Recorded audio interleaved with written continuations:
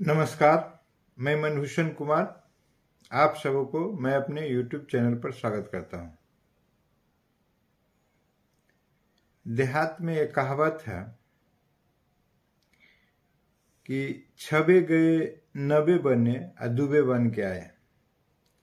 अर्थात 6 जो था वो 9 बनने के लिए गया था, लेकिन ऐसा पलीदा हुआ कि वो 2 बनकर रिटर्न हो गया। यह कहावत नीतीश कुमार पर पूरी तरह से आज जच रहा है।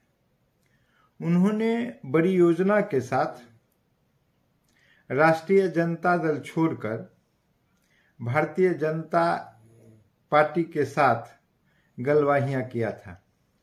उसमें मूल रूप से 2 शर्त थे। एक शर्त, लोकसभा में सीट बराबर बराबर जिस कदर पिछले समय 2019 में लड़ाई हुआ था और हमें सीट दिए गए थे वह। दूसरा शर्त यह था कि लोकसभा चुनाव के साथ विधानसभा का चुनाव हो। इस शर्त के साथ नीतीश कुमार अपने दूत से वार्ता कर भाजपा में प्रवेश किया था। तो भाजपा के साथ फिर से शपथ ले लिया 28 जनवरी 2024 को। अभी 1 माह भी नहीं बीते हैं, उनके पूरे मंसूबे पर पानी फिरने जा रहा है। एक तो भाजपा इस बात के लिए तैयार नहीं थी कि समय से पहले विधानसभा भंग हो, चूंकि कोई भी विधायक इस बात के लिए तैयार नहीं है कि विधानसभा का चुनाव लोकसभा के चुनाव के साथ हो। अभी 1.5 वर्ष, पौने 2 वर्ष का कार्यकाल बचा हुआ है। कौन विधायक हारेंगे और कौन विधायक जीतेंगे, किसके भविष्य का क्या फैसला होगा, यह चुनाव के बाद निर्धारित होता है। इसलिए विधायक कदापि तैयार नहीं है कि लोकसभा चुनाव के साथ विधानसभा का भी चुनाव हो जाए। लेकिन नीतीश कुमार हैं, अपनी योजना से चलते हैं, अपनी बात सबसे मनवाते हैं, लेकिन सभी समय बराबर नहीं होता है। आज भाजपा में न तो पंडित अटल बिहारी वाजपेयी और लाल कृष्ण आडवाणी की जोड़ी है। आज अगर कोई है तो अमित शाह और नरेंद्र मोदी की जोड़ी है। 2005 का कार्यकाल को याद कर, 2000 के कार्यकाल को याद कर, मनचाहे ढंग से अगर वह कार्य करना चाहेंगे तो वह खुली स्वतंत्रता अब नीतीश कुमार को मिलने वाली नहीं है। भाजपा ने 2000 में 1 सप्ताह के लिए नीतीश कुमार को मात्र 35 सदस्य रहने के बावजूद मुख्यमंत्री बनाया था। बाद में भी समय समय पर भाजपा अपना कद छोटा करता रहा और नीतीश कुमार का कद बढ़ाता रहा। लेकिन अब समय बदल गया है।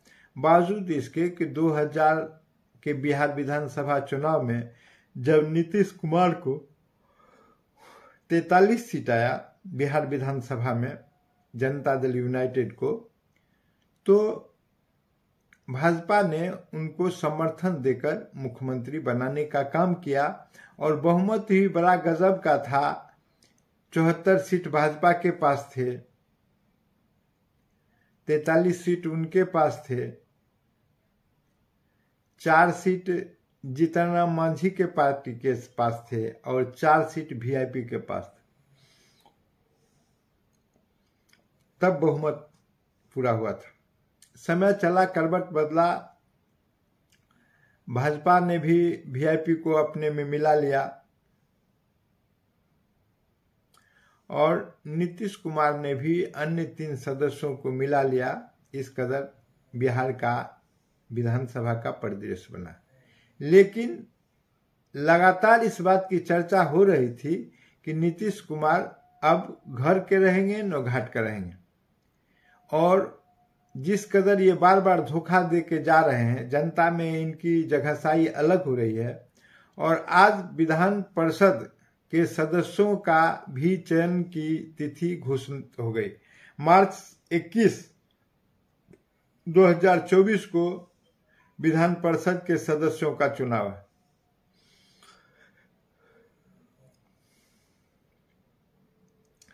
इस प्रकार भाजपा ने बड़ी चालाकी से उनको अपने बंधन में बांध लिया है कि अब जबकि विधानसभा का कार्यकाल बचा हुआ है और विधान परिषद का चुनाव भी होना है, तो अगर नीतीश कुमार यह बजट सत्र के बाद अगर विधानसभा भंग करना चाहेंगे तो अब तकनीकी रूप से नहीं कर सकते हैं, क्योंकि चुनाव आयोग ने चुनाव की घोषणा कर दी है।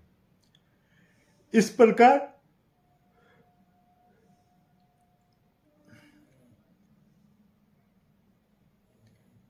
यह बात भी अब तय हो गया कि नीतीश कुमार के हाथ में अब वैसा बात नहीं रहा।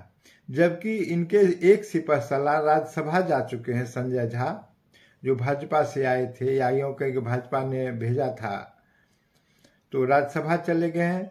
दूसरे वित्त मंत्री तो नहीं, शिक्षा मंत्री बन के विजय चौधरी कार्य कर रहे हैं और उनके पास और भी अनेक प्रकार का दायित्व है। तो नीतीश कुमार को बहुत भारी झटका इस बात से लगा है। इसलिए लगा कि नीतीश कुमार जिस मंसूबे और गहमा गहमी के साथ आए थे और 5 वर्ष और ये मुख्यमंत्री के रूप में रहना चाह रहे थे, अब यह भाजपा होने देना नहीं चाह रही है, चाहे कीमत जो भी हो। इसलिए भाजपा सीट के बंटवारा को भी फंसा के रखी हुई है। अब नीतीश के लिए यह बहुत विषम स्थिति है कि तुरंत अभी आए हैं, फिर तुरंत राजद में जाए तो कैसे जाए। तो ऐसी स्थिति में नीतीश को अब कुछ अचूक फैसले लेने होंगे, और क्या फैसले लेंगे वह नीतीश रूपी चाणक्य ही जान सकते हैं। लेकिन भाजपा का चाणक्य ने नीतीश को पूरी तरह से मगध में फंसा दिया है। अगर यह वीडियो आपको पसंद आया है तो इसे सब्सक्राइब करें और बेल आइकन दबाने का काम करें।